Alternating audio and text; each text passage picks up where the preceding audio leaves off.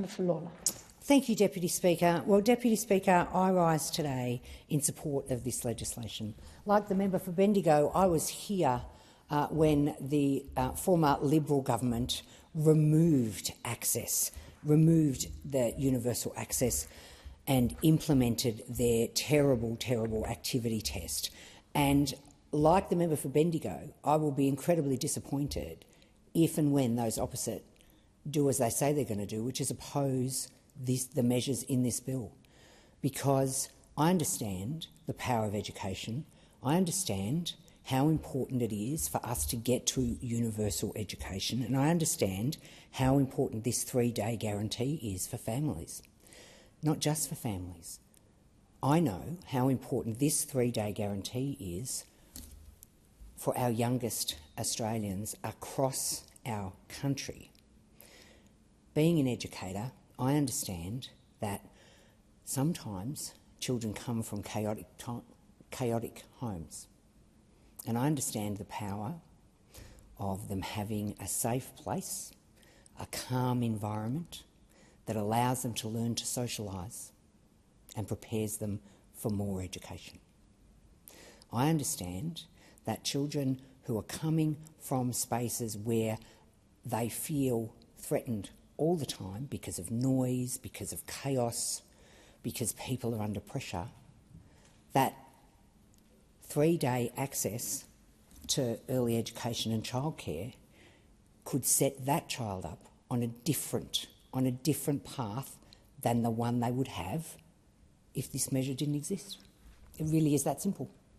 And I remember the families who came to see me when the activity test was brought in,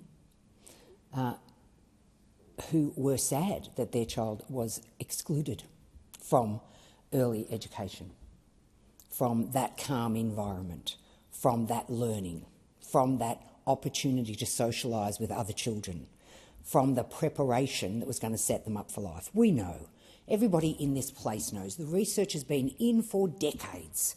We know how important early education is. We know it can be the difference between success and failure for children. We know it can be the difference between success and failure for us as a society. So why on earth would we not create a system where our most vulnerable children have access as a right, universal access to learning as early as we can give it to them? Why on earth would we not do that? And that's why I stand absolutely and firmly supportive of this bill. And that's why I reject the arguments of those opposite who so often in this place argue, well, if I can't have the nice things, no one can. I mean, that is simply what they're arguing. They want to suggest that this is about, terrible, mothers who are offered Pilates. For goodness sake, what year is it? Where are you from? What year is it?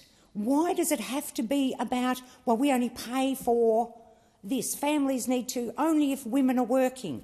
This isn't about women, this is about families, and this is about children. This measure is specifically about creating access for vulnerable children from vulnerable homes to ensure that they're getting the early education they need.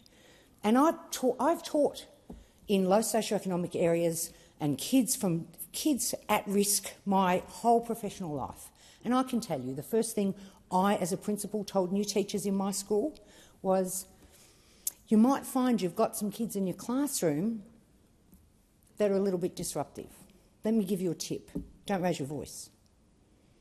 Because the chances are they hear that all the time and it doesn't have any impact. You know what you do? You lower your voice. You drop to your knees so you can look the child in the eye and be that comforting adult. That's what happens in early education and childcare for kids who need to know that they are safe in the world.